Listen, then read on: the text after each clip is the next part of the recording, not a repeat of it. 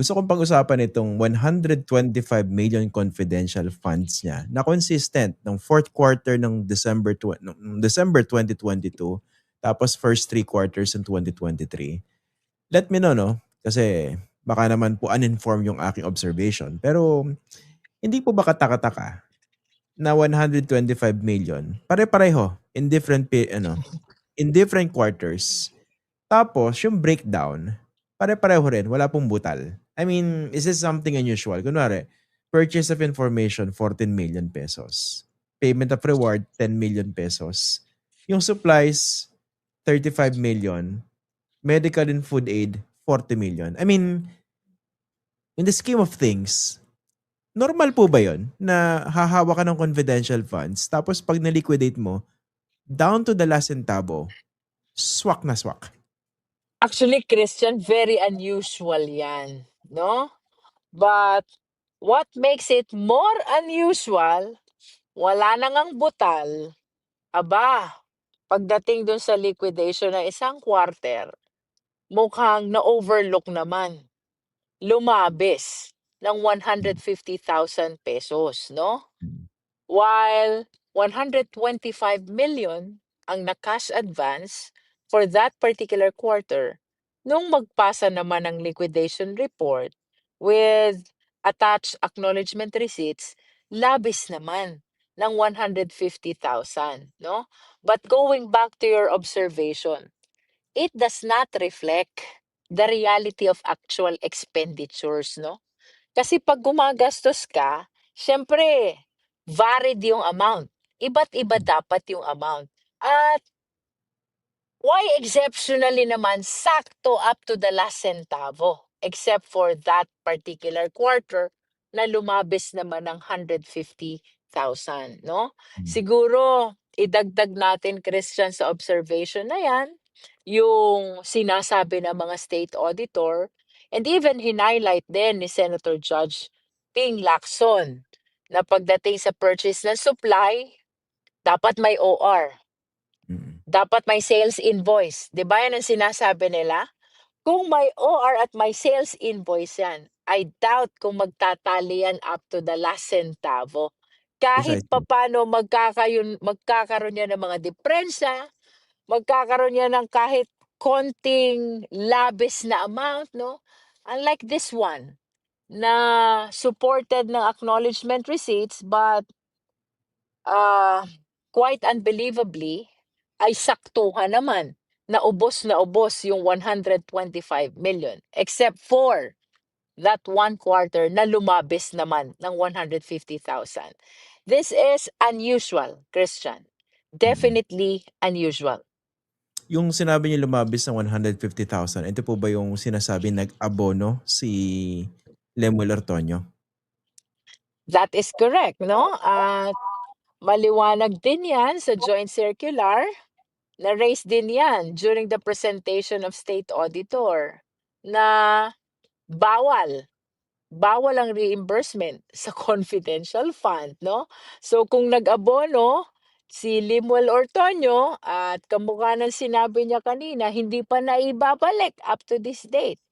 Well, hindi ho yan pwedeng i-charge sa confidential fund while we understand na wala na namang confidential fund ngayon ang OVP.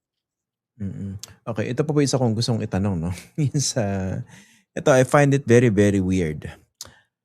Magbabayad ng reward sa isang supposed informant, pero bakit hiwalay yung item na nagbigay din sa mga recipient ng confidential fund para pambili na lang ng gamot at saka ng pagkain? Hindi ko maintindihan kung bakit kunwari may pagbibigyan ako ng isang informant, sasabihin niya, ibibili ko 'to ng pagkain at saka gamot. I mean, 'di ba kung ako'y nagbibigay, ako'y nag-disburse, wala na akong pakialam basta reward mo 'yan.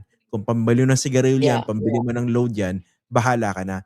Pero bakit dun sa liquidation report, bakit nakahiwalay pa yung medicine at saka food? Well, apparently, ang AR do'n or ang acknowledgement receipts, ang representation nila ay ibinili ng gamot, no? Some are ibinili ng pagkain. But you're correct, Christian, per testimony of Mr. Ortonio, parang merong understanding pera ang ibinigay, and then may undertaking yung recipient, ibibili ko po ng gamot, ibibili ko po ng pagkain. But apparently, who would know? Who would know kung ibinili nga iyan, 'no? Pero ang maliwanag, Christian, dito, merong misrepresentation. Alam mo pala na cash yung binibigay mo sa recipient. Why would you attach acknowledgement receipt which shows payment of medicine or payment of food? 'Di ba? Ang liwanag ng misrepresentation. Kaya Mm. tayo merong audit. We want to be accurate, we want to be transparent, we want to be real in responding to the demand for accountability. Ito, in national TV sinasabi mo, bagaman ang acknowledgement receipt po is payment for medicine, payment for food, ang ibinigay po sa recipients ay cash. Mm. Because they made an undertaking na ibibili nila ng pagkain, ibibili nila ng cash. Napakaliwanag po ng misrepresentation, if not falsification, 'no? Mm. At for me, it is an admission against interest made by Limuel Ortonio. Okay.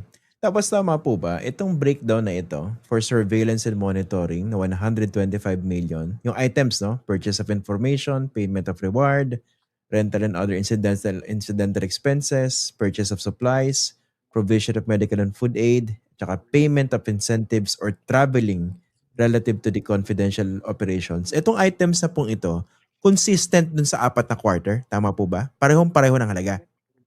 That is correct, Christian. Parang kinapi-paste, no? 4 quarters. As a matter of fact, the only distinction that you will see is the date. Dun lang sila magkakaiba. So it's Oh. like kinapi-paste lang from one quarter to another quarter. As a matter of fact, we have that observation since the time of our inquiry in aid of legislation back in the 19th Congress sa Committee on Good Government and Public Accountability, no? Which I wish to share to our beloved countrymen, no? Na I hope they bear with us kasi we are bound by technical rules at siguro napapansin din nila, Christian, yung naging differences between the investigation conducted by the House and the ongoing impeachment trial. Almost the same pieces of evidence, no? Pero mas restricted po ang mga questions ngayon. Please understand, we are bound by the Senate rules on impeachment and even by the rules of court kung bakit medyo hirap tayo sa pag-raise ng question. Unlike during the time of inquiry in aid of legislation, Mm. where the process of investigation and the process of formulating question is apparently more liberal kasi wala po ditong rules of court na kailangang i-consider sa pag-raise ng question. But if you will observe, Christian, no, and to the viewing public, almost the same pieces of documents, almost the same nature of questions, and almost the same answers ang na-elicit natin from the Mm. witnesses. Because these witnesses are the same witnesses whom we presented as well during the 19th Congress while we were investigating the confidential fund of the OVP and the DepEd. Okay. O sige po, before we end, moving forward, sabi niyo ihaharap niyo rin si, Mr. Fajardo, 'no? Siya po yung SDO naman ng DepEd under then Secretary of Education, si VP Vice President Sara Duterte. Yung ano, yung taga-PSA at saka yung handwriting experts from the NBI, kailan po sila nakatakda na iharap ninyo? So tomorrow is Wednesday, Christian, no? We will continue with the cross-examination of Limuel Ortonio. We hope to finish soon so we can start presenting Colonel Boransing. And then the following Tuesday and Wednesday, sana matapos natin at sana mag-agree sa stipulations ang defense kasi parehas naman ang magiging testimony nitong tatlong AFP officials, 'no? Mm. Boransing, Bahaw, and Panopio. After that, PSA tayo and NBI or PNP. And Okay. then hopefully by September 7 available na si Edward Fajarda, and then possibly we can consider also presenting a COA expert, and that will be the end of our presentation for confidential fund, Christian. And then dun na kayo sa next article, yung sa SALN tsaka yung alleged, Yes. unexplained We wealth. haven't Hindi pa po tayo nakakapagdesisyon whether or not i-skip ba natin yung bribery, but Mm. definitely September 14 will be the official start of the next article for the presentation of prosecution's evidence.